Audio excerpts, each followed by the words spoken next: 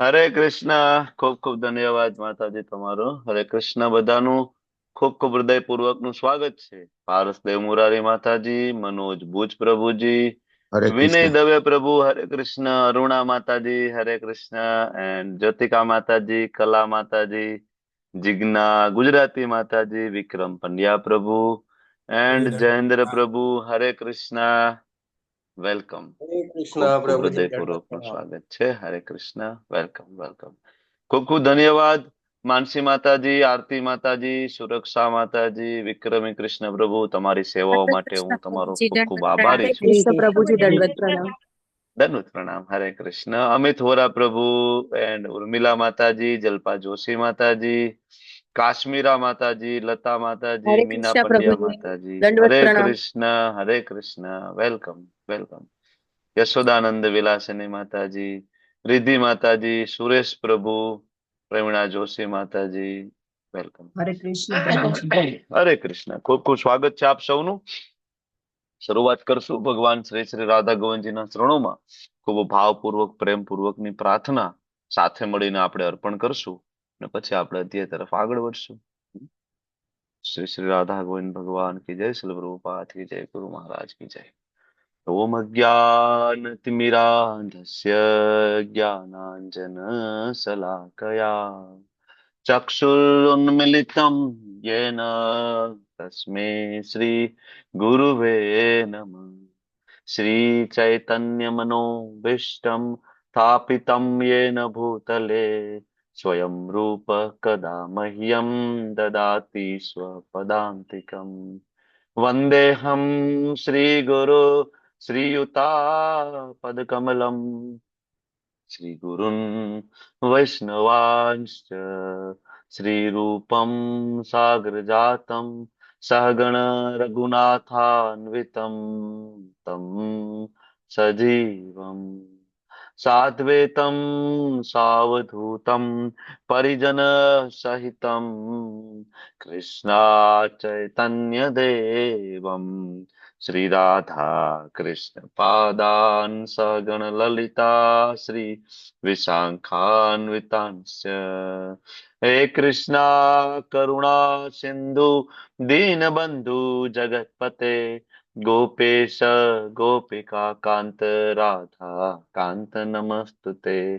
तप्त कांचन गौरांगी श्री राधे वृंदावनेश्वरी वृषभानुसुते देवी प्रणमामि हरिप्रिये.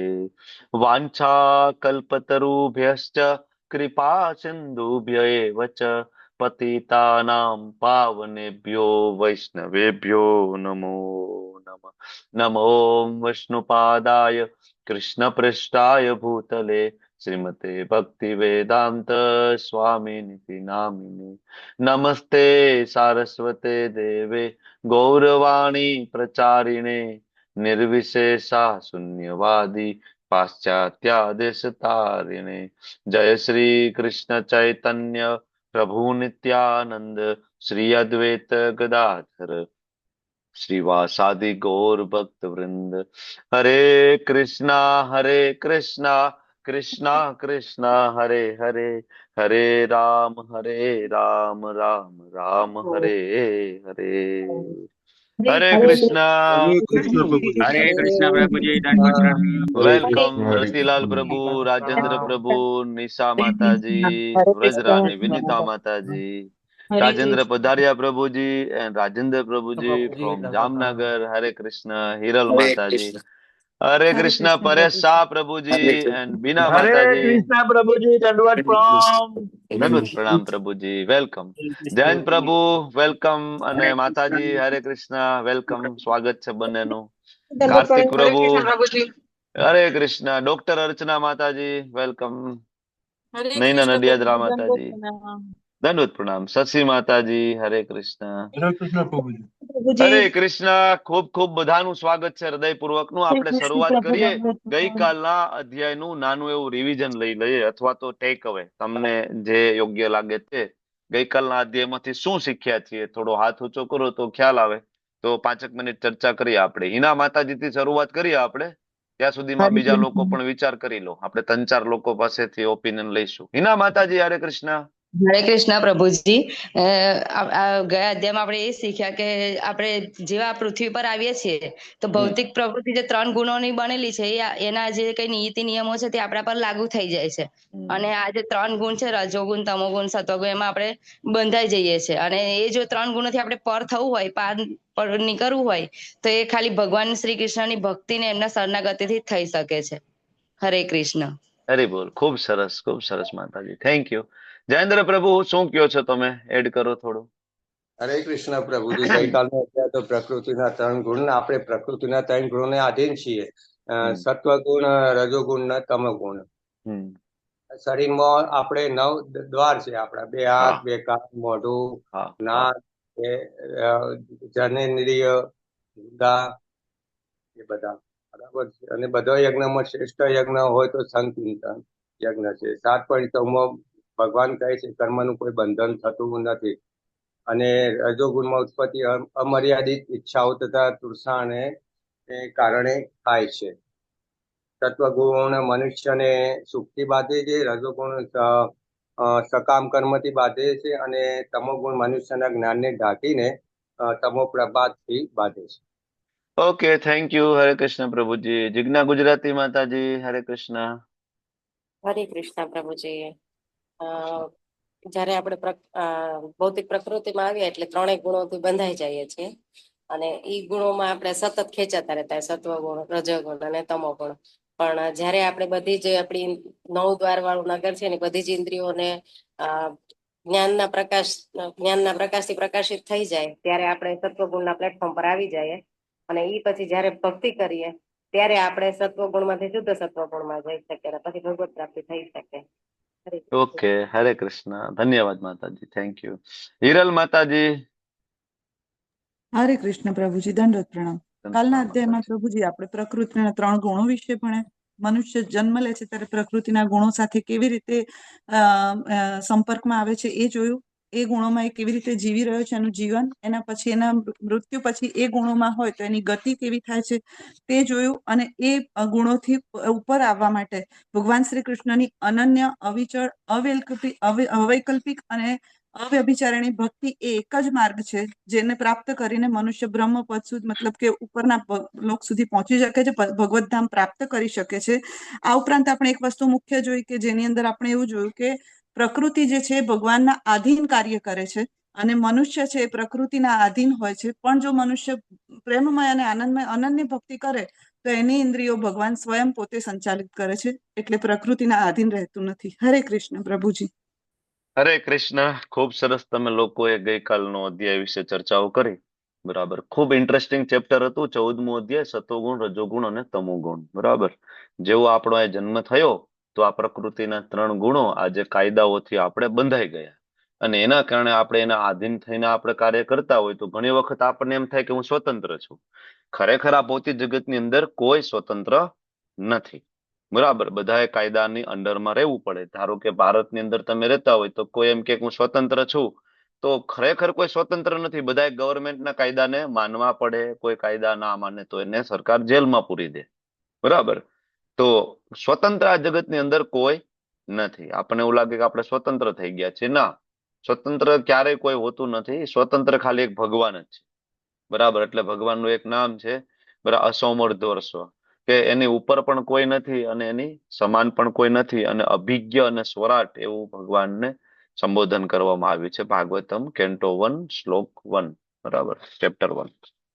તો સમજવું આ પડશે આપણે કે આપણે અહીંયા આવ્યા ભૌતિક પ્રકૃતિના 3 ગુણોમાં બંધાઈ ગયા અને આપણે 3 ગુણોમાંથી બહાર નીકળવાનું છે. સત્વગુણ, રજોગુણ અને તમોગુણ.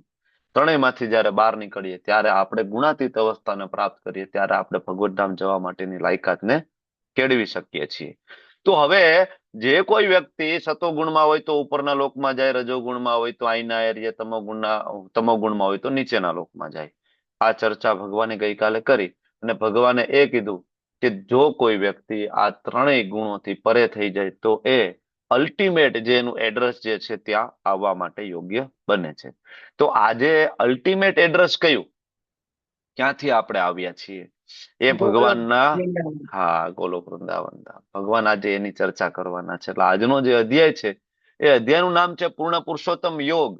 અને ઘણા બધાનું આ અધ્યાય ફેવરિટ પણ હોય છે અને રેગ્યુલર આનું પઠન ઘણા બધા લોકો કરતા હોય છે. ઘણા બધાના શ્લોકો બધા જ આવડતા હોય છે, કારણ કે 20 શ્લોક છે એટલે ઘણા બધા લોકોએ 12મો અધ્યાય 15મો અધ્યાય તો કંઠસ્થ કરેલો હોય છે. સારી વાત છે, પણ એનો અનુવાદ પણ આવડવો જોઈએ અને ભગવાન એક્ઝેક્ટલી એમાં શું કહેવા માંગે છે એ સમજીને અને જીવનમાં પણ ઉતારેલું હોય તો એ તમારું બરાબર આવડવું જોઈએ, લેખે લાગ્યું કહેવાય.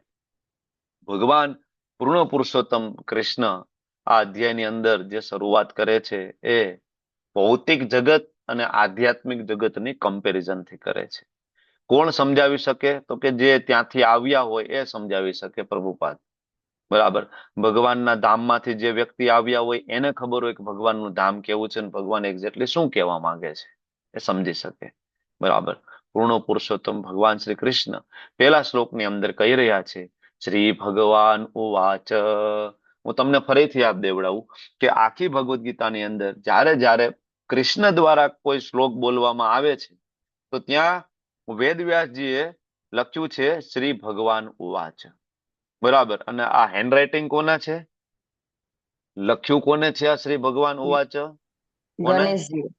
ગણેશજી. બરાબર. ભગવાન, ગણેશજી. હા, ગણેશ મહારાજે આ લખેલું છે. એ કોણ છે? શિવજીના પુત્ર. બરાબર. શિવજીના પ્રિય પુત્ર ગણેશજી દ્વારા શાસ્ત્રોને લિપિબદ્ધ કરવામાં આવ્યા છે. વેદવ્યાસજી બોલતા હતા, ગણેશજી લખતા ગયા છે. તો ગણેશજી પણ અહીંયા લખે છે કે ભગવાન કોણ છે. શ્રી ભગવાન ઉવાચ, ભગવાન કૃષ્ણ છે. નહીતર અહીંયા કૃષ્ણ ઉવાચ લખી શકાય, માધવ ઉવાચ લખી શકાય, પણ એવું નથી લખ્યું. શું લખ્યું છે? શ્રી ભગવાન ઉવાચ. મતલબ કૃષ્ણ છે એ પરમ ભગવાન છે. હવે ભગવાન શરૂઆત કરે છે આ અધ્યાયની, ઉર્ધ્વમૂલ અધ શાખમ અશ્વત્થમ પ્રાહુરવ્યયમ છંદાંસી યસ્ય પર્ણાની યસ્તમ વેદ સ વેદવિદ. અહીંયા ભગવાન કહે છે કે એવું કહેવાય છે કે શાશ્વત અશ્વત્થનું વૃક્ષ છે, બરાબર, જેના મૂળ ઉપર, શાખાઓ નીચે એના પાંદડા વેદ મંત્રો, અને મનુષ્ય આ વૃક્ષને જાણે તો વેદોનો જ્ઞાતા છે. આવું વૃક્ષ જોયું છે ક્યારે? જેના મૂળ ઉપર હોય, શાખાઓ નીચેની બાજુએ હોય. જનરલી તો આપણે જોયું છે કે ભાઈ શાખા ઉપરની સાઈડમાં ફેલાય, આપણે આવા વૃક્ષો જોયા છે. પણ તમે એવું વૃક્ષ જોયું છે કે જેમાં મૂળ નીચેની બાજુએ, થડ નીચેની બાજુએ હોય, થડ ઉપરની સાઈડ, મૂળ ઉપરની સાઈડમાં હોય અને વૃક્ષની શાખાઓ નીચે ફેલાતી હોય? ઊંધું વૃક્ષ આવું જોયું છે તમે લોકો ક્યાંય? ભગવાન આ અધ્યાયની શરૂઆત એક ઉદાહરણથી કરે છે તમને સમજાવવા માટે, બરાબર. અને ઊંધું થી શરૂઆત કરે છે ને ભગવાન કે કોઈ ઊંધું વૃક્ષને જાણી લે તો એ વેદોનો જ્ઞાતા છે. ક્યાં આવું ઊંધું વૃક્ષ જોવા મળે? તમે કયો કે જેમાં મૂળ ઉપર અને શાખાઓ નીચે હોય. ક્યાં જોઈ શકાય? બોલો. પાણીમાં. પાણી. પાણીના પ્રતિબિંબ. હા, પાણીના પ્રતિબિંબ. પ્રતિબિંબમાં. પાણીને પ્રતિબિંબ. શાંત સરોવર હોય, બરાબર, અને તમે જોવો સામેથી તો સરોવરમાં એ પ્રતિબિંબ તમને દેખાય. શું દેખાય? કે ભાઈ વૃક્ષ છે એ ઊંધું દેખાય. જો આવી રીતે દેખાય ને આપણને. શાંત સરોવર, શાંત તળાવમાં દેખાય, બરાબર. અને બીજું આપણે ઊંધા લટકીને જોઈએ ને, હા, ઊંધા લટકીએ ને તો પણ આપણને બધું ઊંધું ઊંધું દેખાય. પણ આ બે પરિસ્થિતિમાં એક વસ્તુ આપણને ખબર છે. શું? કે ભાઈ ઊંધા લટકીને ઊંધું દેખાય છે, ખરેખર ઊંધું નથી. એ તો હું ઊંધો લટકાયો છું એટલે. બીજું અહીંયા પણ ખબર છે કે આ તો પ્રતિબિંબ છે, આ પ્રતિબિંબ છે, સાચું વૃક્ષ નથી. બરાબર. ચોખ્ખું તો એટલા માટે દેખાય છે કે પાણી શાંત છે, પણ જેવું આની અંદર કોઈ કાકરો નાખે, પથ્થર નાખે તો આ દેખાવાનું બંધ થઈ જાય, ધૂંધળું થઈ જાય. એમ બુદ્ધિમાન વ્યક્તિ છે સમજે છે કે આપણે જે જગ્યાએ છીએ એ ઊંધું વૃક્ષ છે, પ્રતિબિંબ. ભગવાનનું જે ઓરિજિનલ ધામ છે, બરાબર, એનું આ પ્રતિબિંબ સ્વરૂપ અહીંયા બનાવવામાં આવ્યું છે, ભૌતિક જગત. બરાબર. ઓરિજિનલ વસ્તુ ભગવાનના ધામમાં છે, એનું પ્રતિબિંબ સ્વરૂપે આપણે અહીંયા છીએ, બરાબર, કારણ કે આપણે ભોગ ભોગવવાની કામના કરી હતી. તો બુદ્ધિમાન વ્યક્તિ સમજી જાય કે આ છે પ્રતિબિંબ છે, પરાવર્તન છે, અને આ ટેમ્પરરી છે, પરમેનન્ટ નથી. અહીંયા વારંવાર કઈ ને કઈ પ્રોબ્લેમ થાય છે. ક્યારેક કોરોના આવી જાય છે, ક્યારેક ભૂકંપ આવે છે, ક્યારેક સુનામી આવે છે, બરાબર, ક્યારેક આતંકવાદીઓના હુમલા થાય છે, ને ક્યારેક પ્લેન ક્રેશ થાય છે. થાય છે ને? તો વારંવાર અહીંયા પ્રોબ્લેમ છે. દુઃખ કોઈને જોતા નથી પણ છતાં દુઃખ આવે છે ને. કોઈને જોતા હોય, કોઈ માંગ્યું હશે કે પ્લેન ક્રેશ થાય એવું માંગ્યું હશે, કોઈ માંગ્યું હશે પહેલગામમાં આતંકવાદી એટેક થાય ને કોઈ મરે એની અંદર, કોઈ માંગતું નથી. છતાં પણ આ બધું આવે છે. શું કામ? કારણ કે આ જગતના દુઃખને શાસ્ત્રની અંદર દાવાનળ સાથે સરખાવવામાં આવ્યો છે. દાવાનળ એટલે ખબર ને? દાવાનળ જંગલની અંદર જે આગ ફાટી નીકળે એને દાવાનળ કહેવાય. બરાબર. હવે એમાં કોઈ દિહાસળી મૂકવા ગયા ન હોય, ખબર છે? જંગલની અંદર કોઈ દિહાસળી મૂકે નહીં. એ આગ લાગે, મોટા મોટા વાંસના વૃક્ષો હોય ને, એ પવનના કારણે એ વૃક્ષો છે એ હલે અને એકાબીજા વૃક્ષો ઘસાય ને એમાં જે તિખારો થાય, તિખારો નીચે પડે ને, તો સૂકા પાંદડા જે નીચે હોય ને એ આગ પકડી લે અને ધીમે ધીમે ધીમે ધીમે એટલી મોટી આગ પકડે કે ભૌતિક જગતના બધા જ સાધનો ટૂંકા પડે. તમને ખબર છે છેલ્લે હમણાં ઓસ્ટ્રેલિયામાં દાવાનળ ફાટી નીકળ્યો હતો, ઓસ્ટ્રેલિયાના જંગલોમાં. બરાબર. પછી તમને ખબર છે ન્યુયોર્ક અમેરિકામાં દાવાનળ ફાટી નીકળ્યો હતો. બરાબર. આખા વિશ્વની જેને તમે મહાસત્તા કહો છો એ અમેરિકા પોતાના મહત્વનું શહેર ન્યુયોર્કનો ઘણો બધો ભાગ સળગી ગયો હતો. બરાબર. અને કેટલા બધા કહેવાય કે મહત્વના લોકો, બરાબર, પોલિટિકલ જે આગળ પડતા લોકોના ઘર પણ ત્યાં હતા. મોંઘી દાટ ગાડીઓ અને વૈભવી બંગલા છોડીને એને ભાગી જવું પડ્યું હતું. અને એ અમેરિકાની સરકાર, બરાબર, એ આગ બુઝાવવા માટે સક્ષમ નહોતી રહી. આને કહેવાય દાવાનળ. તો દાવાનળ જે છે એ આપમેળે ફાટી નીકળે છે. એમ આ ભૌતિક જગતમાં પરાવર્તનમાં આપણે છીએ તો અહીંયા પ્રોબ્લેમ હંમેશા રહે છે. આપણને એમ થાય કે ના ના હું અહીંયા રહું, પણ આ જગત શાશ્વત નથી. આ જગત છે ટેમ્પરરી છે. આપણે મારું મારું મારું મારું કરીએ છીએ. પણ તમે ભવ્યાતિ ભવ્ય મહેલ બનાવો.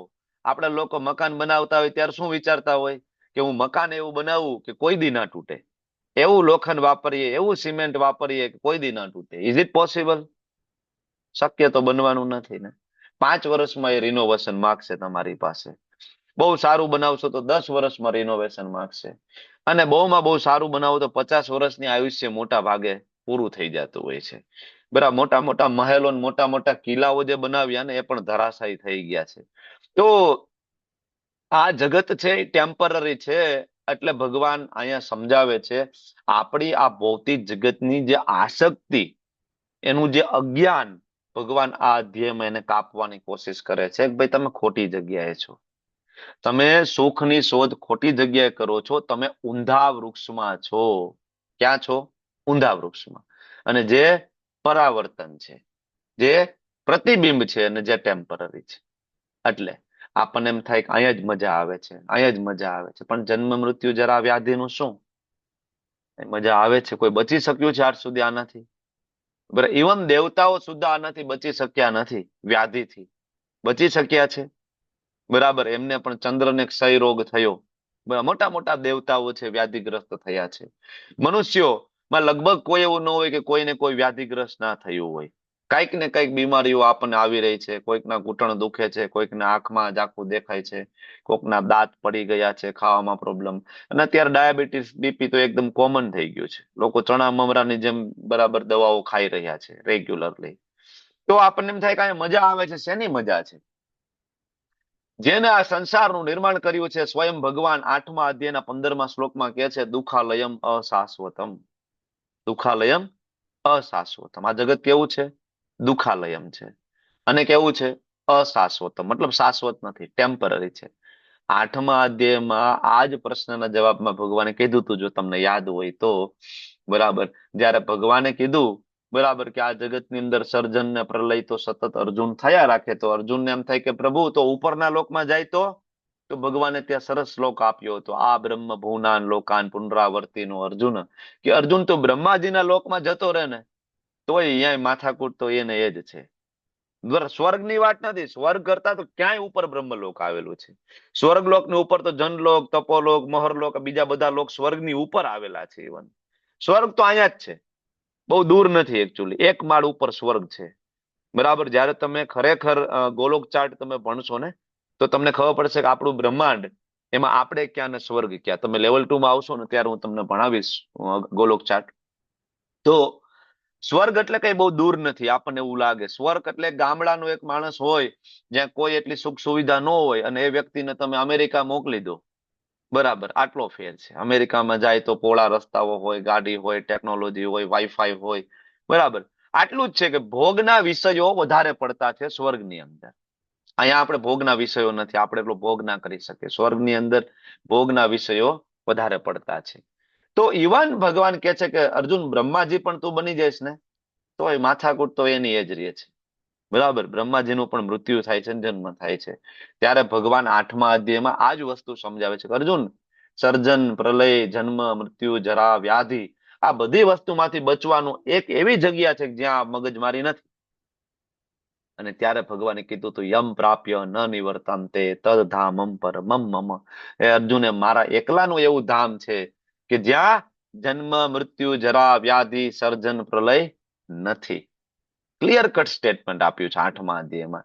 એ જ વસ્તુ ભગવાન આ 15મા અધ્યાયમાં થોડુંક વિસ્તારથી સમજાવવા માંગે છે, બરાબર. જો એક આ ટેકરી છે, વચ્ચે એક પુલ છે, સામે એક ઘર છે. હવે કોઈ વ્યક્તિને આ પુલ ઉપર ઉભા રહેવામાં આનંદ તો આવે, નીચે સરસ મજાનું દ્રશ્ય દેખાય, બરાબર ને, ગ્રીનરી દેખાય, પહાડો દેખાય, સરસ પવન આવે. પણ બુદ્ધિશાળી વ્યક્તિ એ છે કે અહીંથી કહેવાય કે આ બ્રિજને ક્રોસ કરીને સામે ઘરમાં જતો રહે. શું કામ? કારણ કે એને ખબર છે કે વરસાદ આવશે, વાવાઝોડું આવશે તો આ પુલ ઉપર બચવું શક્ય નથી, બરાબર. વરસાદ પડશે, તડકો પડશે અને ઠંડુ ગરમના કારણે લાકડા સડી જશે, આ પુલના દોરડા પણ સડી જશે અને એક દિવસ આ પુલ છે ધરાશાયી થશે. તો આ પુલ છે તમારું મનુષ્ય શરીર છે. આ બાજુની ટેકરી છે 84 લાખ યોની છે. તમને 84 લાખ યોનીમાંથી એક આ પુલ સમાન મનુષ્ય શરીર પ્રાપ્ત થાય છે કે જેના દ્વારા, જેનો ઉપયોગ કરી અને આ ઘર એટલે કે તમારું ઓરિજિનલ એડ્રેસ ગોલોક વૃંદાવન ધામ તમે જઈ શકો છો. માત્ર મનુષ્ય શરીર દ્વારા તમે ભગવાનના ધામમાં જઈ શકો છો. દેવતાઓના શરીર થકી પણ તમે ભગવાનના ધામમાં જઈ શકતા નથી, બરાબર. ભૂતળ ભક્તિ પદાર્થ મોટું બ્રહ્મલોકમાં નાહી રે.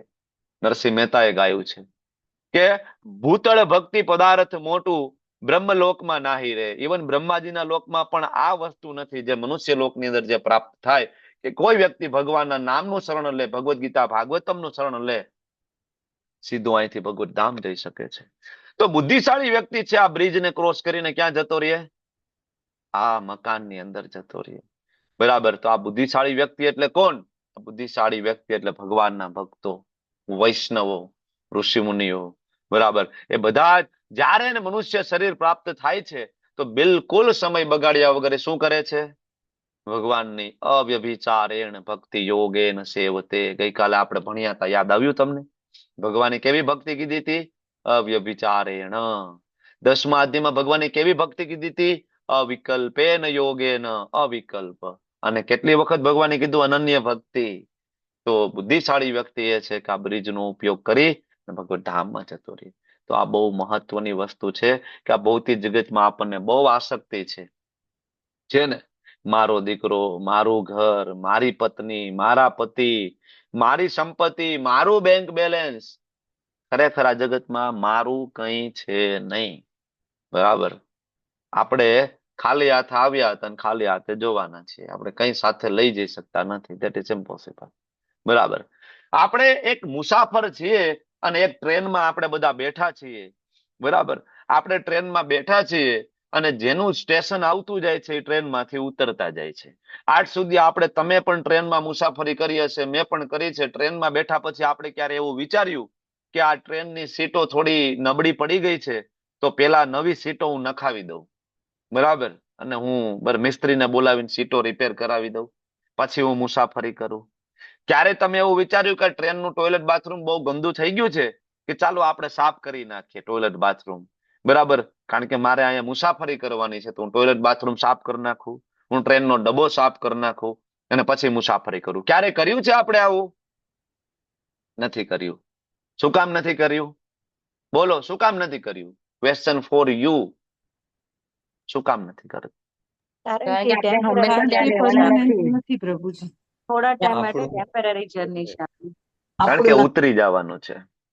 કારણ કે ઉતરી જવાનું છે એ ખબર છે એટલે આપણે માથાકૂટ નથી કરતા. આપણને ખબર છે કે આ ટ્રેન આપણી નથી. નથી.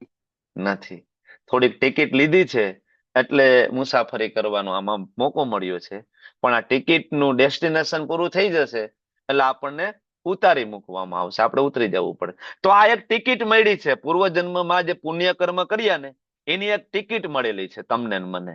એમાં કોઈકને 60 વર્ષ સુધી મુસાફરી કરવાની છે, કોઈકને 65 વર્ષ સુધી મુસાફરી કરવાની છે, કોઈકને 2 વર્ષ સુધી મુસાફરી કરવાની છે, કોઈકને જન્મતા આવે જ પાછું જતું રહેવાનું છે, કારણ કે ટિકિટ બહુ નાની લીધેલી છે. પૂર્વજન્મમાં પુણ્યકર્મ બહુ ઓછા કરેલા છે, તો ટિકિટ 10 કિલોમીટર 20 કિલોમીટરની મળી છે. કોઈને ખાલી પ્લેટફોર્મ ટિકિટ મળે. પ્લેટફોર્મ ટિકિટ મળે તો ટ્રેનમાં બેસવા ના મળે, જન્મ થાય ને સીધું મૃત્યુ થઈ જાય, આને કહેવાય પ્લેટફોર્મ ટિકિટ. ટ્રેનમાં બેસવાનો મોકો ના મળે, ખાલી પ્લેટફોર્મ ઉપર આટો મારીને જતું રહેવાનું, આને પ્લેટફોર્મ ટિકિટ. કારણ કે એટલા પુણ્ય નથી. અને કોઈ એની અંદર 2000 કિલોમીટરની મુસાફરી કરે, 70 વર્ષ 80 વર્ષ જીવે, 2000 કિલોમીટરની ઇટ્સ લાઈક અ મુસાફરી. પણ 2000 કિલોમીટરની મુસાફરી કરીએ ને તોય આપણે ત્યાં ટોયલેટ બાથરૂમ સાફ કરતા નથી. શું કામ? ઉતરી જ જવાનું જ ભાઈ, કન્ફર્મ છે. એમ આપણને એવું નથી લાગતું કે આપણે અહીંથી ઉતરી જવાનું છે શરીરમાંથી. ખાલી આપણે ભજન ગાઈએ છીએ, તારે રહેવું ભાડાના મકાનમાં. આપણે સમજતા નથી ખરેખર આ ભાડાનું મકાન છે. પૂર્વજન્મમાં કર્મ કર્યા અને જે ભાડું ચૂકવ્યું છે પુણ્ય બરાબર ફળનું, એ ભાડાના સ્વરૂપમાં આ એક મકાન પ્રાપ્ત થયું છે. બરાબર. તો અહીંથી નીકળી જવાનું છે. ભગવાન આ અધ્યાયમાં એ જ વસ્તુ સમજાવે છે કે તમે ખોટી જગ્યાએ છો, તમે અહીંથી નીકળી જાઓ. એટલે ભગવાન કહે છે જો આ વૃક્ષની શાખાઓ ઉપર જાય છે, મતલબ સારા કર્મ કરો તો ઉપરનો જન્મ મળે.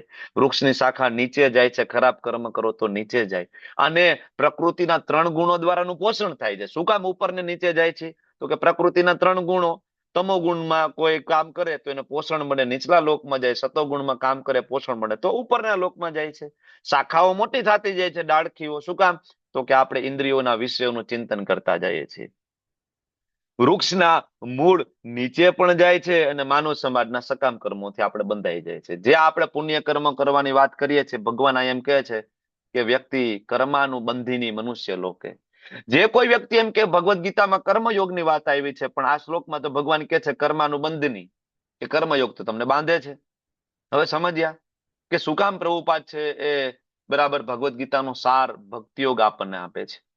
આખી ભગવદ્ ગીતામાં ભગવાને એક પણ વખત એવું નથી કહ્યું કે કર્મયોગી મને પ્રિય છે, જ્ઞાન યોગી મને પ્રિય છે, હઠયોગી મને પ્રિય છે, ધ્યાન યોગી મને પ્રિય છે. એક પણ શ્લોક મને એવો તમે બતાવો.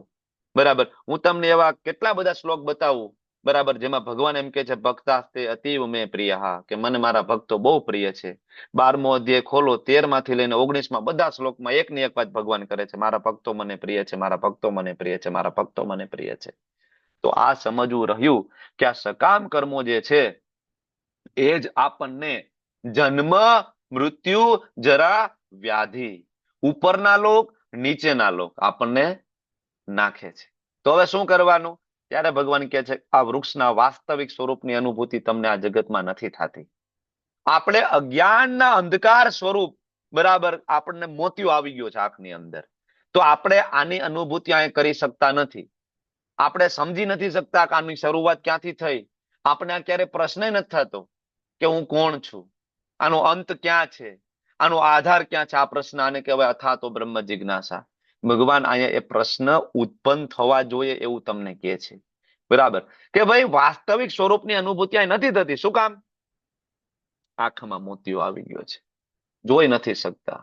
તો બરાબર, તમને આ શરીર મળ્યું તો તમે એવું માની લીધું કે આ શરીર હું છું, હું ડોક્ટર છું, હું એન્જિનિયર છું, બરાબર, મારું નામ જિગ્નેશ કોશિયા છે. પણ ભાઈ જિગ્નેશ તો મને નામ આપ્યું 6ઠા દિવસે ને મારી ફોઈએ. એની પહેલા હું કોણ હતો જયારે મારું નામ નહોતું? બરાબર. અને જયારે હું સ્ત્રી છું કે પુરુષ છું એ મારા માતા પિતાને ખબર નહોતી, હું તો ત્યારે એના ગર્ભમાં હતો. બરાબર ને?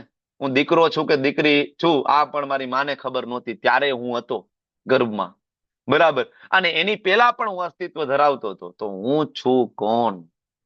ભગવાન આ શ્લોકમાં આ જિજ્ઞાસા કરવાનું આપણને કહે છે. વાસ્તવિક અનુભૂતિ આ નથી થતી. શું કામ? અજ્ઞાનનો અંધકાર આંજીને બેઠા છીએ. એટલા માટે આ અધ્યાયની શરૂઆત થાય રોજે, બરાબર, રોજ ભગવદ્ ગીતાની શરૂઆત થાય તો આપણે મંગલાચરણમાં પહેલો શ્લોક કયો બોલીએ છીએ? ઓમ અજ્ઞાન તિમિરાન્ધસ્ય જ્ઞાનાનંદસ્ય જ્ઞાન જ્ઞાનાંજન જ્ઞાનાંજન શલાકયા શલાકયા ચક્ષુરુન્મિલિતમ યેન તસ્મે શ્રી ગુરુવે નમઃ. હા, તો ઓમ અજ્ઞાન તિમિરાંધસ્ય, અજ્ઞાન રૂપી આંખની અંદર તિમિર નામનો એક રોગ થયો, જેના કારણે દેખાતું બંધ થઈ ગયું, ખબર નથી પડતી, મારું મારું મારું મારું કરીને આપણે જીવીએ જઈએ છીએ. ત્યારે ઓમ અજ્ઞાન તિમિરાંધસ્ય, બરાબર, ત્યારે ગુરુ મહારાજ આવે. કોણ આવે? જ્ઞાનાંજન શલાકયા, જ્ઞાન રૂપી અંજન, બરાબર, શલાકા એટલે સડી, ઉપર અંજન એટલે બરાબર આંજવાનું આંખમાં, એ લઈ અને આંજી દે આંખમાં. ત્યારે શું થાય? ચક્ષુરુન્મિલિતમ યેન, આંખ ખુલી જાય, બરાબર, ખબર પડી જાય કે ભાઈ હું તો ખોટો, બરાબર, અહીંયા મમ અને અહમ ની અંદર ફસાયેલો છું, જયારે હું ખરેખર આઈનો છું નહીં, મારું ઓરિજિનલ એડ્રેસ જ નથી. હું તો ટ્રેનમાં બેઠો છું અને હું તો ટ્રેન સાફ કરી રહ્યો છું, હું તો ટ્રેનના કાપડ બદલાવામાં મથી રહ્યો છું, મારી સીટ ઉપર કોઈ બેસે તો હું તો દુખી થઈ રહ્યો છું કે આ તો મારી સીટ છે, મારી સીટ છે, બરાબર, પણ ખબર નથી ઉતરી જવાનું છે, ને એ સીટ ઉપર બીજું કોઈ પણ બેસવાનું છે આગળ જતા, બરાબર. જેને તમે તમારી સીટ માનો છો, બરાબર, એ સીટ ઉપર કેટલાય બેસી ગયા છે ને કેટલા આગળ બેસશે. તો તમે જે તમારું ઘર ને તમારી જમીન ને તમારી માનો છો, એ જમીન ઉપર આજ સુધી હજારો દસ્તાવેજ બન્યા છે, બરાબર. તમારા દસ્તાવેજ નો ચોપડો ખોલીને જોઈ લો, એની અંદર શરૂઆતના થોડા ઘણાના નામ તો એમાંય હશે. તમારી પેલા કોની પાસે હતું, એની પેલા કોની પાસે હતું, એની પેલા કોની પાસે હતું. હજારો દસ્તાવેજ બદલ્યા છે અને આગળ આવા હજારો દસ્તાવેજ બદલશે, બરાબર. જેને આપણે મારું કહીએ છીએ એના ઉપર હજારો દસ્તાવેજ બદલશે. ભગવાન આ સમજાવે તો શું કરવાનું? તો ભગવાન કે આ સુદ્રઢ મૂળ વાળા વૃક્ષને વિરક્તિના શસ્ત્ર વડે કાપી નાખો. વિરક્તિ લઈ આવો જીવનની અંદર, બરાબર. વિરક્તિ એટલે શું? બરાબર, મમ અને અહમ માંથી બહાર નીકળી જવું. ભગવાન કે કાપી નાખો આ વૃક્ષને અને એવા સ્થાનની શોધ કરો. શેની શોધ કરવાનું ભગવાન કે છે? જ્યાં ગયા પછી પાછું ન આવવું પડે, પાછું આ ટ્રેનમાં બેસવું જ ના પડે, બરાબર, એવી જગ્યાએ જાઓ. અને ત્યાં જઈને શું કરવાનું છે? તો કે પૂર્ણ પુરુષોત્તમ પરમેશ્વરનું શરણ લેવું જોઈએ, ભગવાન શ્રી કૃષ્ણનું શરણ લેવું જોઈએ, બરાબર, જેનાથી અનાદિકાળથી દરેક વસ્તુનો આરંભ થાય છે અને વિસ્તાર પણ તેનાથી થાય. આ એક શ્લોકની અંદર ભગવાન બધું જ સમજાવી દે છે. આપણે ક્યાંથી આવ્યા છીએ, શું પ્રશ્ન થવા જોઈએ અને આપણે શું કરવું જોઈએ. તો આપણને ભૌતિક જગતમાં બહુ ઇન્ટરેસ્ટ છે, આપણને બહુ આનંદ આવે છે, પણ ભૌતિક જગત વાસ્તવિક નથી, ટેમ્પરરી છે, અસ્થાયી છે, બરાબર. પણ ભગવાનનું ધામ કેવું છે? યદ ગત્વા ન નિવર્તન્તે તદ્ધામમ પરમમ મમ, પરમેનન્ટ છે. ભગવાનના ધામની અંદર સાચો પ્રેમ છે. આ જગતની અંદર સાચો પ્રેમ નથી. જેને આપણે પ્રેમ માનીએ છીએ એની અંદર હંમેશા સ્વાર્થ છે. આ ભૌતિક જગતની અંદર કંઈક ને કંઈક સ્વાર્થ રહેલો છે. આ જગતમાં સાચું સુખ નથી. જે સુખ છે એ કામ ચલાવ છે, બરાબર. તમે જો તમને જે પણ વસ્તુમાં સુખ મળે એ વસ્તુ કરો, થોડા દિવસમાં એમાંથી સુખ જતું રહેશે. નાનું બાળક હોય, બરાબર, પપ્પા મોબાઈલ લેવો, મોબાઈલ લેવો, મોબાઈલ લેવો, મોબાઈલ લઈ દો, થોડા દિવસમાં એ મોબાઈલ ક્યાંય રખડતો હોય, બરાબર. પપ્પા હવે બીજો લેવો છે, અપડેટેડ, હવે આ બરાબર ને કે આઉટડેટેડ થઈ ગયો છે, બરાબર. નાના બાળક જેવું જ આપણે આખી જિંદગી એકચ્યુઅલી કરતા હોઈએ છીએ. નાના બાળક રમકડાની ગાડી લઈને, આપણે સાચી મોટી ગાડી લઈએ, પણ આપણે થોડાક દિવસમાં એમાંથી આપણને રુચિ ઉડી જાય, પછી આપણે એનાથી મોટું વર્ઝન લેવાનું. મૂળ આપણે બાળક જ છીએ, આખી જિંદગી આ બાળક વેડામાંથી આપણે બહાર નીકળતા નથી, બરાબર, કારણ કે અહીંયા સુખ નથી, બરાબર. આનું એક્ઝામ્પલ સરસ મજાનું એક આપી શકાય કે ભાઈ, તો બરાબર, તમને સુખ લાગે ગુલાબ જાંબુ ખાવામાં, પેલું ગુલાબ જાંબુ આપું તો તમને બહુ આનંદ આવે ને, ભાઈ મારું ફેવરિટ છે, સરસ માવાનું બનાવ્યું, મજા આવી. બીજું આપીએ તો આનંદ આવે ને, પછી ત્રીજું આપીએ તો ઠીક છે પ્રભુજી વાંધો ને આપો, પણ ચોથું, પાંચમું ને છઠ્ઠું જયારે પ્લેટમાં મૂકવામાં આવે ત્યારે તમે એમ કહો પ્રભુજી હવે બસ, હવે આ નહીં ખૂટે, બરાબર. પણ જયારે સાતમું આઠમું તમારા મોઢામાં પરાયણે મૂકવામાં આવશે ત્યારે તમે શું કહેશો? પ્રભુજી હવે નહીં, બરાબર. અને 10મું મૂકી દો તો તમે કહેશો પ્રભુજી હવે મૂક્યું તો ઉલટી થઈ જશે, મારું શરીર બગડી જશે, હું બીમાર થઈ જઈશ. કેમ ભાઈ? પેલું ગુલાબ જાંબુ ખાવામાં જે આનંદ થતો હતો એ 10મામાં કેમ નથી થતો? વાય? કારણ કે અહીંયા સુખ છે એ કેવું છે? કામ ચલાવ છે, ટેમ્પરરી છે. અહીંયા જે સંબંધો છે ટેમ્પરરી છે, સાચા સંબંધો નથી. ગમે એટલી પ્રેમાળ પત્ની હોય, પ્રેમાળ દીકરો હોય, પ્રેમાળ મિત્ર હોય, ડગલે ને પગલે સાથ દીધો હોય તમને, પણ ગમે એટલું તમારી પાસે ધન હોય, આ શરીરમાંથી ચેતના નીકળી જશે, તમારું ધન તમારી તિજોરીમાં પડ્યું રહેશે.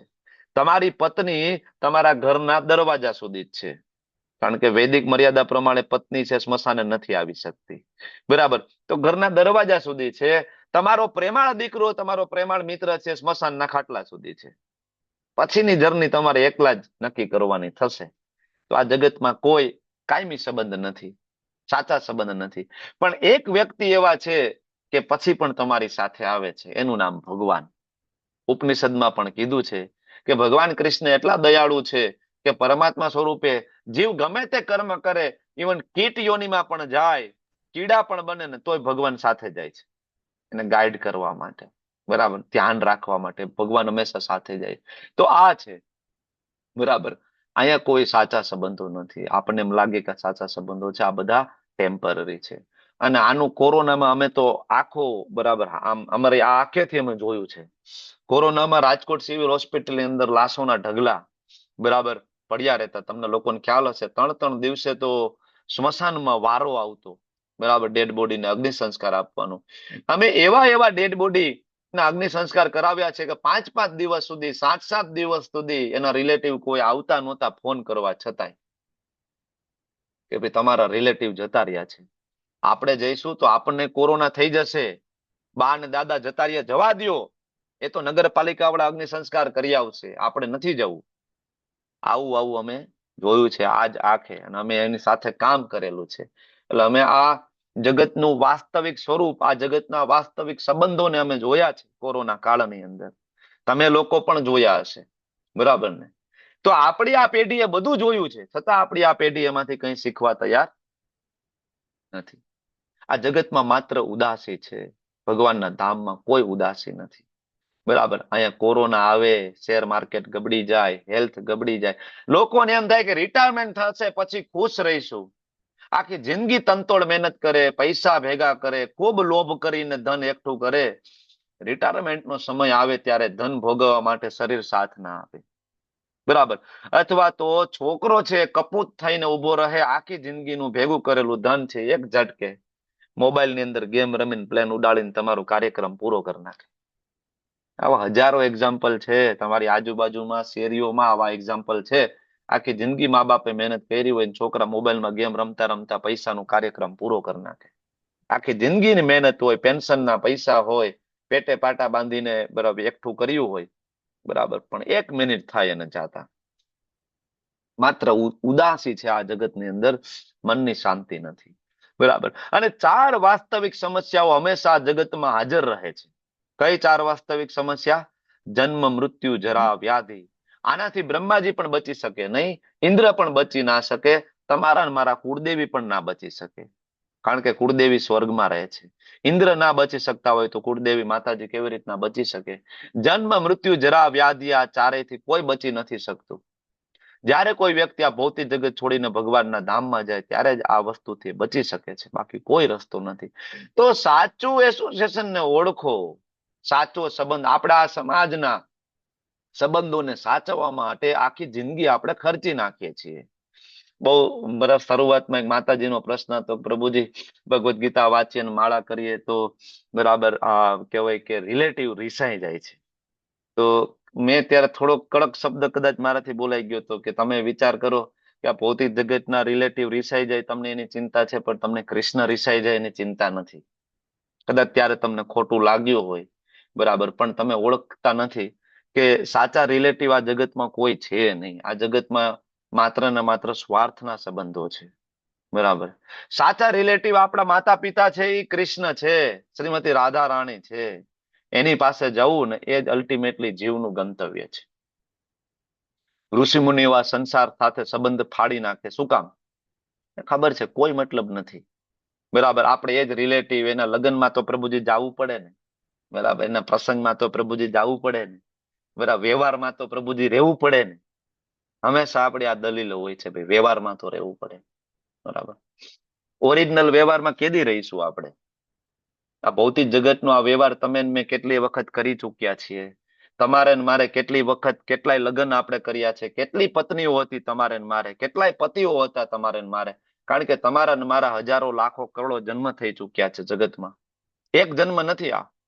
તમારો મારો કેટલાય જન્મ થયા છે, કેટલી પત્નીઓ બનાવી છે, કેટલાય પતિ આપણા થયા છે, કેટલાય બાળકો આપણે ઉત્પન્ન કર્યા છે, અને કેટલાય સગાવાલાઓને ખુશ કરવાની આજ સુધી કોશિશ કરી છે. અને એના માટે જ આપણે કરોડો વખત જન્મ લઈ રહ્યા છીએ. સાચો વ્યવહાર ક્યારે આપણે સાચવીશું? સાચો વ્યવહાર છે ભગવાન સાથેનો જે ઓરિજિનલ જે વ્યવહાર છે ને એને ઓળખવો. મન મના ભવ મદભક્તો મધ્યાજી મામ નમસ્કુરુ, 9મા અધ્યાયનો છેલ્લો શ્લોક. એ આપણો સાચો વ્યવહાર છે ભગવાન સાથેનો. જે વ્યવહાર નિભાવ્યો છે નરસિંહ મહેતાએ, મીરાબાઈએ, સંત તુકારામે, બરાબર, આ બધાએ નિભાવ્યો છે, શ્રી પ્રભુપાદજીએ, ગોસ્વામી ગણે. એટલે આજે આપણે એને યાદ કરીએ છીએ કે એની સાચો વ્યવહાર નિભાવ્યો છે. અને આપણે આ જગતના ફાલતુ વ્યવહારની અંદર આખી જિંદગી ઘસી નાખીએ છીએ.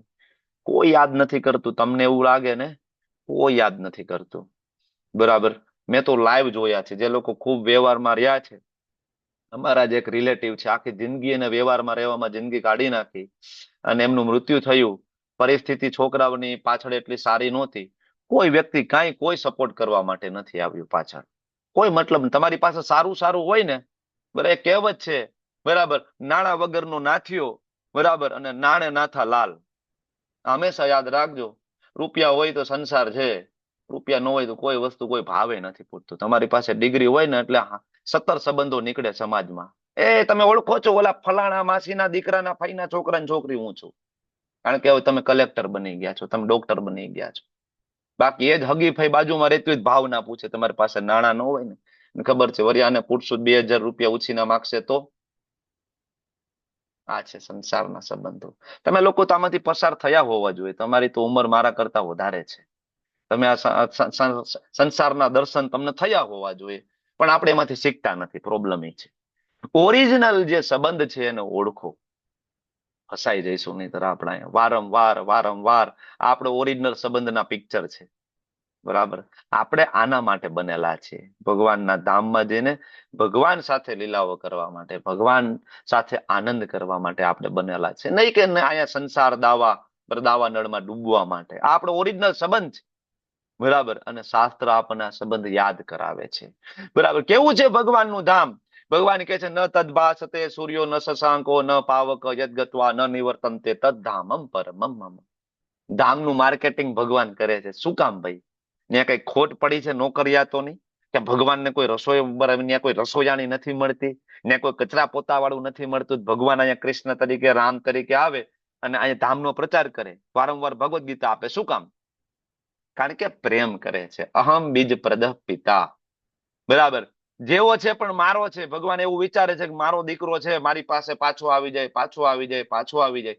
એટલે અહીંયા ભગવાન કહે છે કે અર્જુન માટે નથી. અર્જુનને તો ખબર છે, અર્જુન તો વારંવાર ધામમાંથી આવજા આવજા કરે છે ભગવાન સાથે. આપણા માટે છે. ભગવાન કહે છે જો મારું ધામ કેવું છે ખબર છે? સૂર્ય ચંદ્ર દ્વારા પ્રકાશિત ન થાય. ત્યાં અગ્નિની જરૂર નથી, વીજળીની જરૂર નથી. બોલો.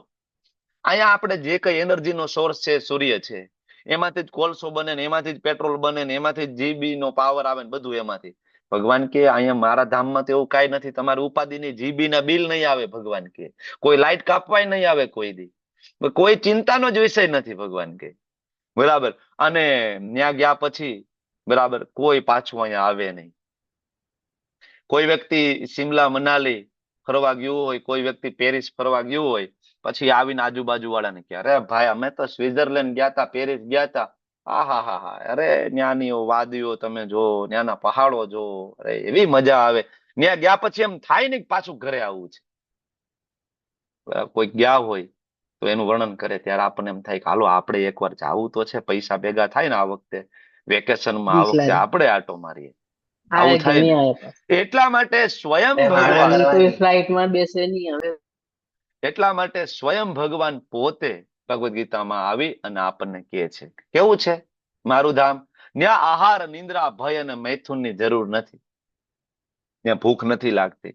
ખાલી આનંદ કરવા માટે જમે છે ભગવાન સાથે ભગવાનના ભક્તો. યદ ગત્વા ન નિવર્તન્તે. પાછા ન આવે. કોણ આવે? માંડ અહીંથી છૂટા હોય કોઈ આવે પાછા? બરાબર. એટલે ભગવાન કે છે પાછા ના આવે. ભગવાનનું આ ધામ છે. ભગવાન અહીં બહુ જ ક્લિયરલી કહે છે મમે વાંચો જીવ લોકે જીવ ભૂત સનાતન. કોઈ એમ કે આત્મા ને પરમાત્મા જુદી જુદી છે, તો આત્મા એક દિવસ પરમાત્મા બની જશે. ગઈકાલે કે પરમ દિવસે માતાજી એક પ્રશ્ન પૂછ્યો હતો કે પ્રભુજી તો પછી મુક્તિ મળે તો શું થાય, આત્મા પરમાત્મામાં ના મળી જાય તો? એના માટે અહીં જવાબ છે, જેનો પ્રશ્ન હતો એ જોઈ લેજો. આ શ્લોકની અંદર ભગવાન કહે છે, મમે વાંશો જીવ લોકે જીવ ભૂત સનાતન.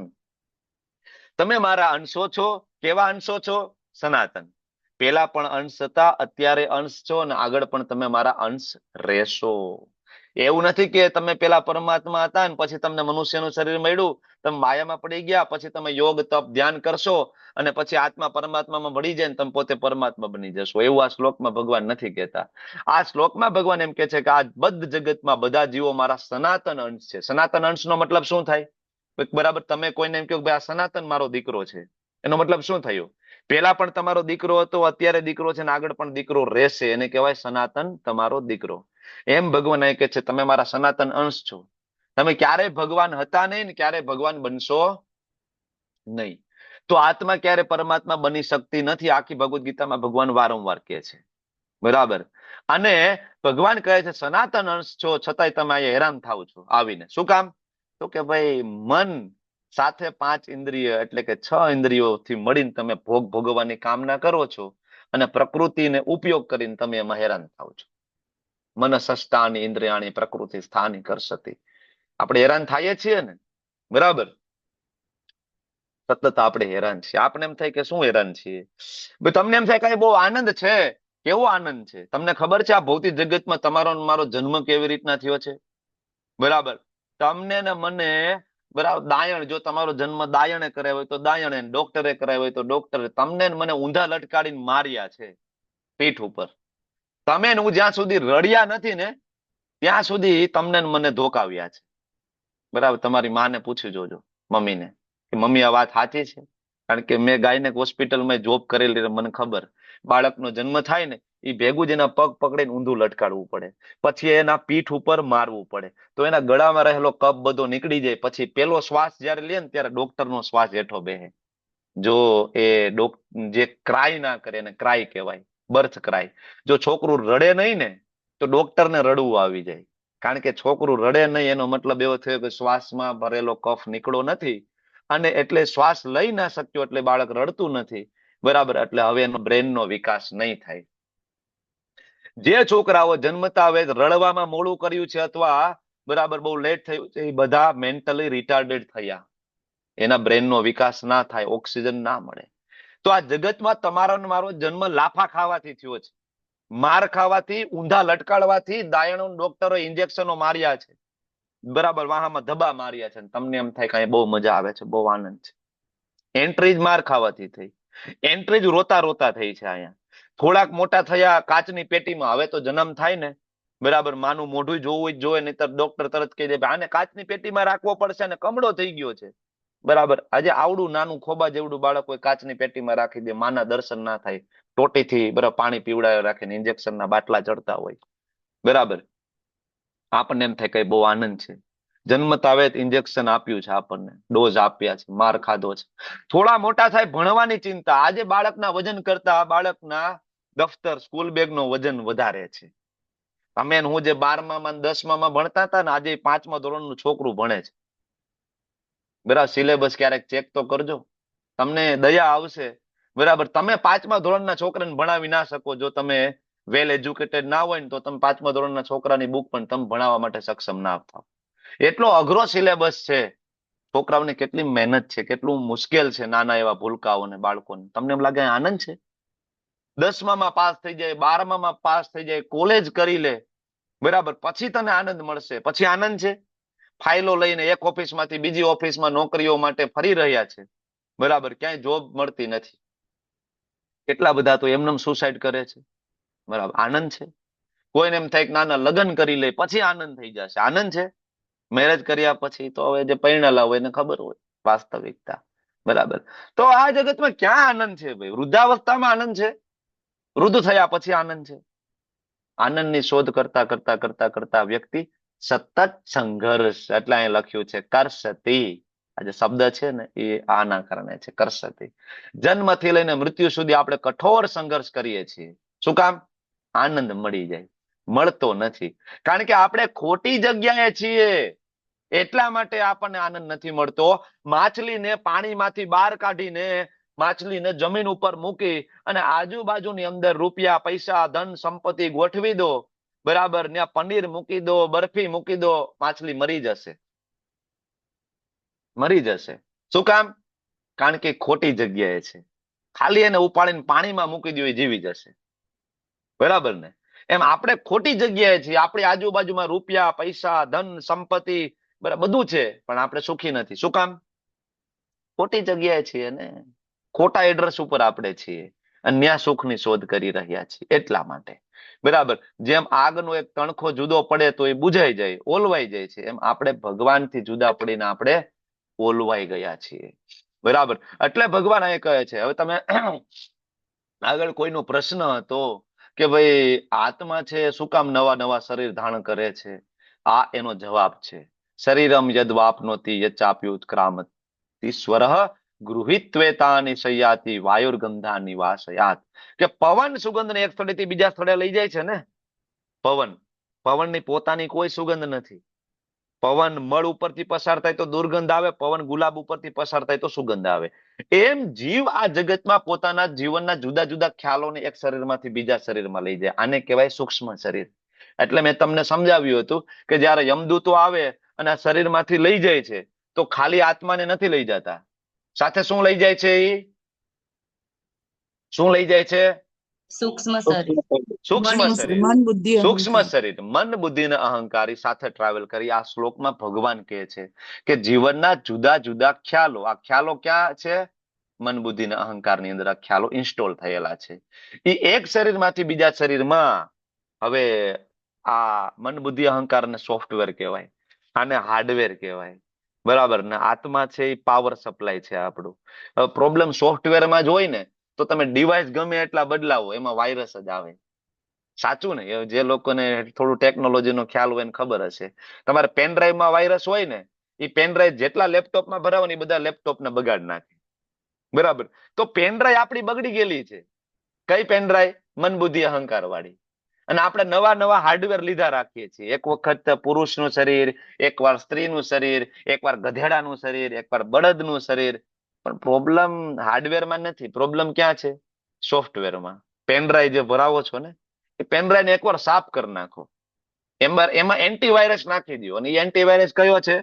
હરે કૃષ્ણ કૃષ્ણ કૃષ્ણ હરે હરે, હરે રામ રામ રામ હરે હરે. જ્યારે આ એન્ટીવાયરસ ઇન્સ્ટોલ કરશો ને, ત્યારે કામ, ક્રોધ, લોભ, મોહ, મદ, મત્સર આ બધા વાયરસ છે એ ડિલીટ થઈ જશે. પછી વાંધો નહીં આવે. બરાબર, પછી તમને એવું હાર્ડવેર મળશે જે ક્યારે કરપ્ટ નહીં થાય. એને કહેવાય દિવ્ય શરીર, જે ભગવાનના ધામમાં પ્રાપ્ત થાય છે.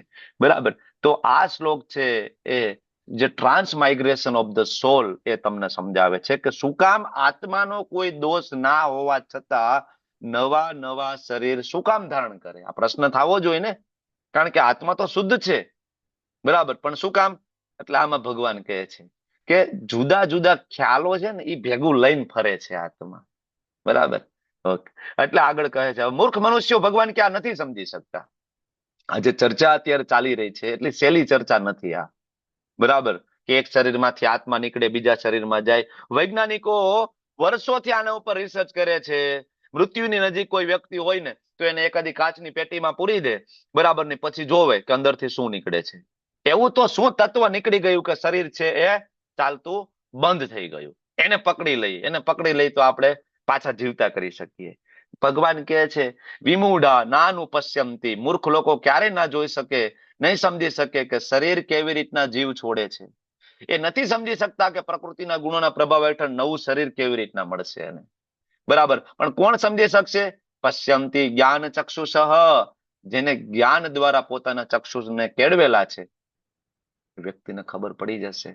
જેને ભગવદ્ ગીતા વાંચી છે ને એને ખબર પડી જશે કે ભાઈ આત્મા ક્યાં જાય છે, શું એનું ટ્રાવેલિંગ છે, કેવી રીતના.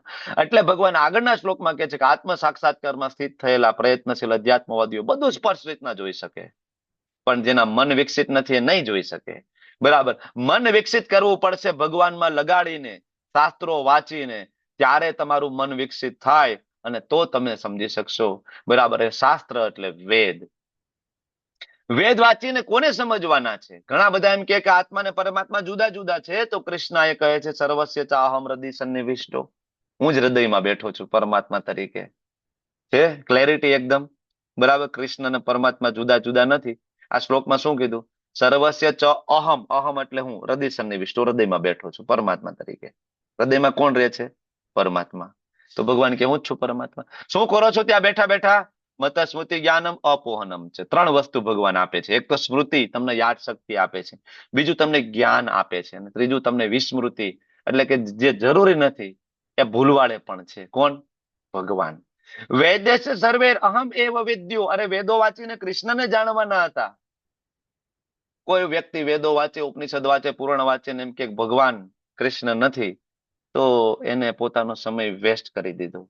કારણ કે 15.15 ભગવદ્ ગીતામાં કહે છે કૃષ્ણ સ્વયં, વેદે સર્વે અહમ એવ વેદ્યો, કે વેદોને જાણીને અહમ એટલે કે હું કૃષ્ણ, મને વેદ્યો એટલે કે જાણવાનો છે.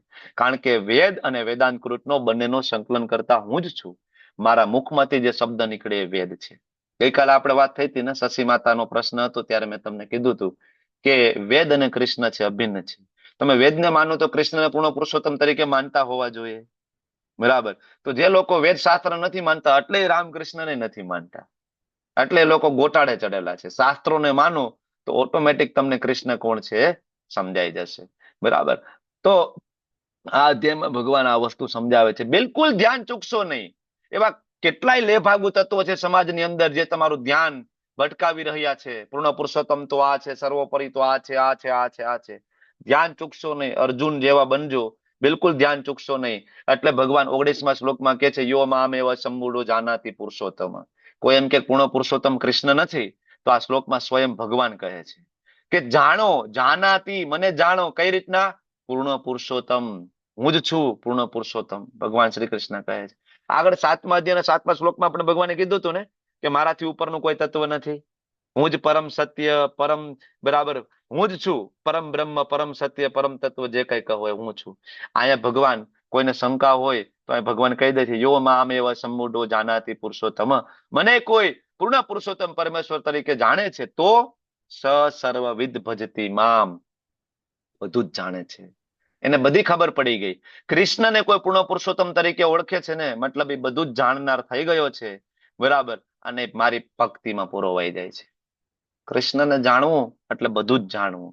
નરસિંહ મહેતા ભગવાન કૃષ્ણને જાણી ગયા હતા, એટલે નરસિંહ મહેતાના ભજન વાંચો તો વેદનો ઉપદેશ, ભગવદ્ ગીતાનો ઉપદેશ અને નરસિંહ મહેતાના ભજન, એમાં ક્યાંય તમને જુદાપણું નહીં લાગે, સેમ લાગશે, બરાબર. સંત તુકારામના અભંગો વાંચો, બરાબર, સેમ ફિલોસોફી છે. કારણ કે જ્ઞાન કોને આપ્યું? હૃદયમાં બેઠા બેઠા સ્વયં ભગવાને. એટલે શાસ્ત્ર ઉપર ક્યારે શંકા ન હોવી જોઈએ. કૃષ્ણ સ્વયં કહે છે હું પૂર્ણ પુરુષોત્તમ છું.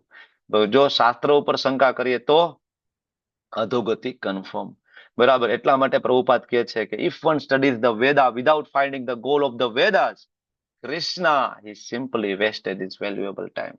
તમે તમારો વેલ્યુએબલ સમયનો વેસ્ટ કર્યો છે, કારણ કે તમે કૃષ્ણને જાણી નથી શક્યા. એટલે છેલ્લા શ્લોકમાં ભગવાન કહે છે, નિષ્પાપ, આ વૈદિક શાસ્ત્રોનો સર્વાધિક ગુપ્ત ભાગ છે. હવે જો ભગવાન એક રહસ્ય પ્રગટ કરે છે, ને ભગવાન કહે છે સંપૂર્ણ વૈદિક સાહિત્યો જે છે ને, 4 વેદ, 108 ઉપનિષદ, 18 પુરાણો, શ્રુતિ, સ્મૃતિ, કેટલા બધા શાસ્ત્રો છે. ભગવાન કે આ બધા જ વૈદિક શાસ્ત્રોનો એની અંદર રહેલું ગુપ્ત ભાગ છે ને, એ આ છે જે મેં અહીંયા પ્રગટ કર્યો. ક્યાં? 15મા અધ્યાયમાં ભગવાને જે પ્રગટ કર્યું ને એ આ છે. શું છે એ? તો ભગવાનનું ધામ ઓરિજિનલ જગ્યા છે, ત્યાંથી આપણે આવ્યા છીએ, ત્યાં આપણે પાછું જતું રહેવાનું છે, બરાબર. બીજું, આપણે ભગવાનના અંશ હતા, છીએ અને રહેશું. જીવ કોઈ દિવસ ભગવાન બની શકતો નથી. આ વૈદિક સાહિત્યનો ગુપ્ત ભાગ છે, બરાબર. એટલે ભગવાન એ સમજાવે છે કે ભાઈ આ બધું છોડીને ભક્તિ કરો ને મારી પાસે આવી જાઓ. જે મનુષ્ય કોઈ આ વસ્તુને સમજી જશે ને, 15મો અધ્યાય, તો ભગવાન કે એ બુદ્ધિમાન થઈ જશે અને એના પ્રયાસો પૂર્ણ થઈ જશે, બરાબર. તો ભગવદ્ ગીતાને જાણીને ભક્તિ કરવાની છે. ઘણા બધા લોકો ભગવદ્ ગીતાને વાંચે અને પછી એમ કે ભગવદ્ ગીતામાં તો કર્મયોગ આપ્યો છે, ભગવદ્ ગીતામાં તો જ્ઞાન યોગ આપ્યો છે. નહીં, મતલબ તમે ભગવદ્ ગીતા સમજી નથી શક્યા. ભગવદ્ ગીતાને ગુરુના શરણમાં બેસીને આધ્યાત્મિક પુરુષ, જે પ્રમાણિત પુરુષોની પાસેથી સાંભળો ને, તો તમને એનું ઇસેન્સ જે છે મળશે. જો ભગવદ્ ગીતામાં બધું આપ્યું છે ભગવાને. ભગવદ્ ગીતામાં જ્ઞાન યોગ, સાંખ્ય યોગ, અષ્ટાંગ યોગ, ધ્યાન યોગ, હઠ યોગ બધું જ છે. કારણ કે ભગવાન એક પણ ફિલોસોફીને છોડતા નથી, બધી જ ફિલોસોફી એડ્રેસ કરે છે.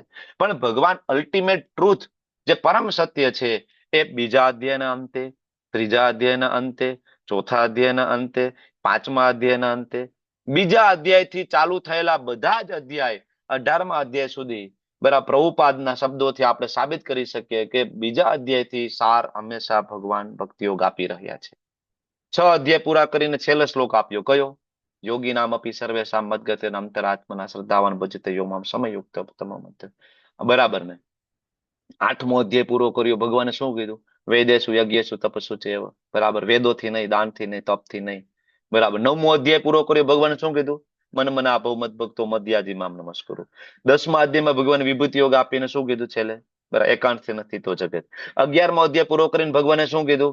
બરાબર, ભક્તા તું અનન્ય શક્ય, માત્ર અનન્ય ભક્તિ દ્વારા મને પ્રાપ્ત કરી શકાય છે. બરાબર, 12મા અધ્યાયનું નામ જ ભક્તિ યોગ છે. બરાબર, 13મા અધ્યાયમાં શું કીધું? ક્ષેત્રજ્ઞમ ચાપી મામ, મને પણ જાણું, હું પરમાત્મા છું. મને જાણશો તો તમે જ્ઞાની છો, મતલબ ભક્તિ યોગ. 14મા અધ્યાયમાં શું કીધું ભગવાને? સત્વગુણ, રજોગુણ, તમોગુણ થી ઉપર ઉઠો, મને જાણો, મારી પાસે આવો, ભક્તિ યોગ. 15મા અધ્યાયમાં શું કીધું? સેમ. બરાબર ને? ઊંધી જગ્યાએ છો, ઓરિજિનલ જગ્યાએ આવી જાવ, ત્યાં ગયા પછી તમારે પાછું ક્યારે જવું નહીં પડે, મારી ભક્તિ કરો. આખી ભગવદ્ ગીતાનો સાર ભગવાન કૃષ્ણ પૂર્ણ પુરુષોત્તમ છે અને એની ભક્તિ કરવી. વાંછાકલ્પતરુભ્યશ્ચ કૃપા સિંધુભ્યઃ ચ પતિતાનાં પાવનેભ્યો વૈષ્ણવેભ્યો નમો નમઃ. અનંત કોટી વૈષ્ણવ કી જય. શ્રી પ્રભુપાદ કી જય. ગુરુ મહારાજ કી જય.